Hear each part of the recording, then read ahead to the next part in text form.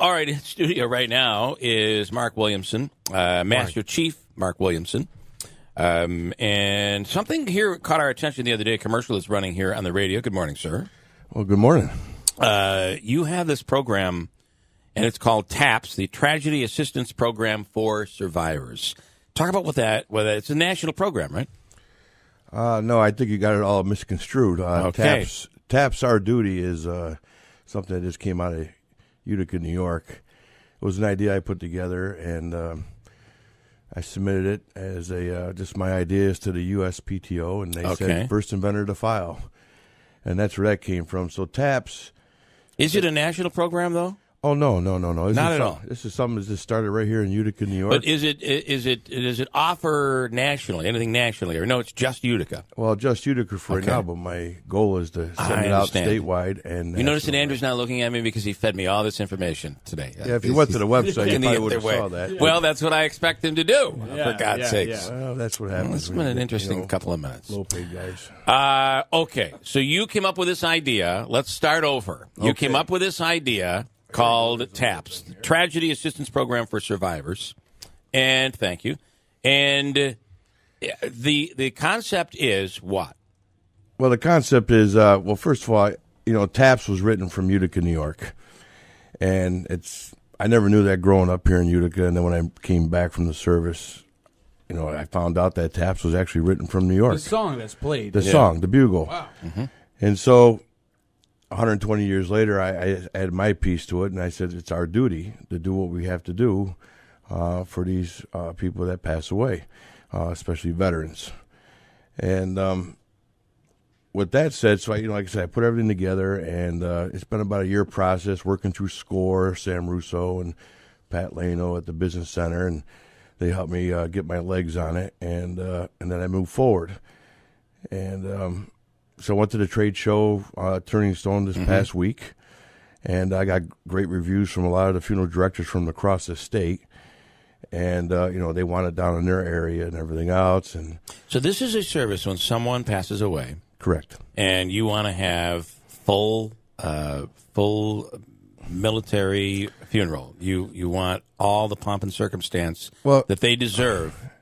Yeah, I mean, if you look at when a veteran passes away, we bring two service members in and they fold the flag. And I watch that, and that's the most solemn piece of a wake or a funeral. It is when they fold the flag and play taps. But what's the build up to that? Right. And so with this, if they have a viewing or a wake, I actually decorate it to their service colors. If it's a Marine, it's Army, Navy, Air Force, Coast Guard. I have all the equipment that actually decorates that service, and then it kind of builds up to the final thing. And you got to remember, veterans are very humble, and it's just like, hey, Dad, what do you want for Christmas? I don't want nothing. Don't worry about nothing. But if it wasn't important to them, you look at their obituaries, you see a picture of them in uniform, and or it's noted in their obituary that they served their country, and. I'm going to backtrack a little bit, but so I go to a lot of military funerals, just going to wakes, and I know this guy was a decorated soldier that landed in Normandy, shot 3 times, and there was nothing there to give him that tribute, and it kind of bothered me, and like I said, that's where the idea came up, and so I submitted it, and it came back first inventor to file, and. So my goal is to. So I have to tell you that the issue here that we had earlier, where the confusion came in, is that there is and this is what I'm assuming Angelo or Andrew pulled up, which is why there's another service called TAPS, and it's the Tragedy Assistance Program for Survivors. So this would be different than that. Yeah, what I did is that's been since that goes back to like the 1990s. So. This is different. Yeah, what I had to do is I had to put TAPS Our Duty. I see. So I can get the trademark of it. Understood. Because TAPS, you got TAPS to paranormal, you got TAPS, but I use TAPS because we wouldn't have made that mistake. So you're contacting the beyond, huh? And so, and then the freedoms, I give a nice shadow box to the survivor, the surviving family. Yeah. Because before I used to go to a lot of state sales. I'm not authorized to do that no more because my wife says you're bringing too much junk home. I know. Yeah. But I see a lot of flags, in closets and plastic bags with no home, there's no box, nobody knows who it belongs to. And then the free stand, I do a lot of flags in the Memorial Day time with my unit. Yeah. And we put flags in cemeteries, but a lot of those cemeteries have no stands. And so that was just like the 2 free items I give out. Yeah, yeah. But the decoration, it's about $3,000 worth of gear I set up around the casket. Mm-hmm. And wow. And it's really decked out. It's really pretty, and this is a rental service. So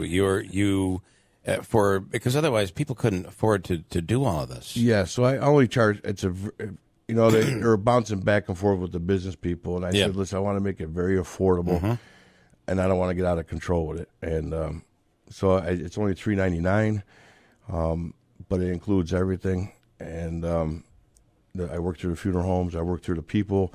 Some families will call me directly, say, I want this. They tell the funeral home, and then I set it up through the funeral home. What time you want me to be there, I'll set it up, or one of my contractors. And like I said, my goal is to hire veterans and their families. They'll have their own area throughout the state. And eventually throughout the country, possibly. Yeah, I've been getting calls from Texas and Chesapeake and Louisiana. Hey, do we have this down here yet? And I said, well, no, I'm just a small guy out of Utica, New York, where TAPS was written, and I just want to bring it to life even more. And that's where I went to that trade show, and it just they all loved it.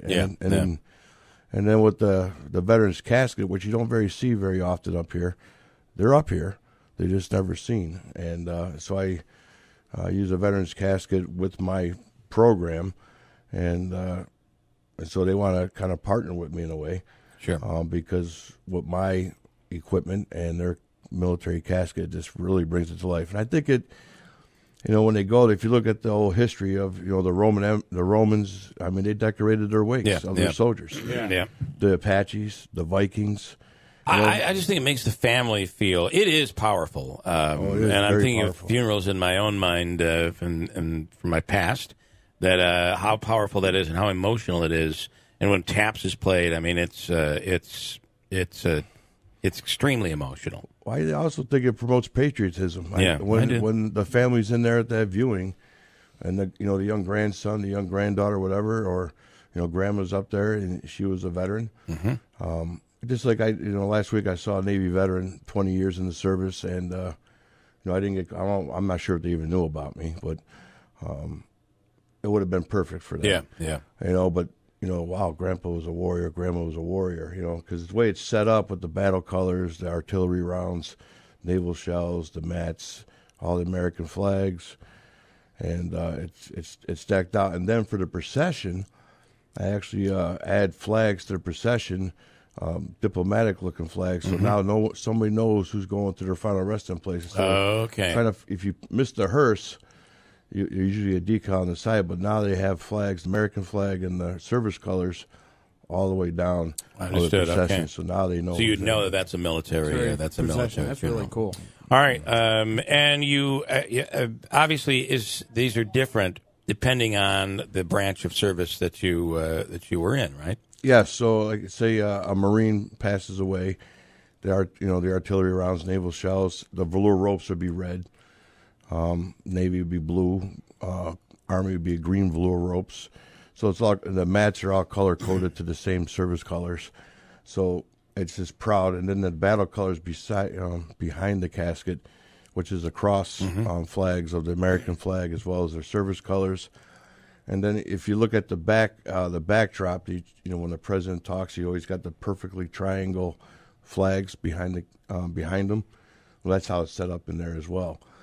So, with the lighting and the ambiance, it's got that real warrior rich look for any veteran, and that was the whole point. And I just I did a couple World War II veterans a couple weeks ago, and it was like back to back, and wow, and everybody loved it. One guy came to my house afterwards and said I wasn't there, I was in Outer Banks, and.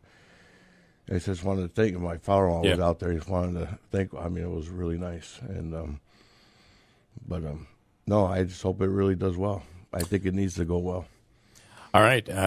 How can people get in touch with you on this? If, God forbid, they need the service, or if they just want to learn about it and help you promote it. Well, the funeral directors, some funeral directors are very pro about it already. Some are kind of standoffish, but that's to be expected.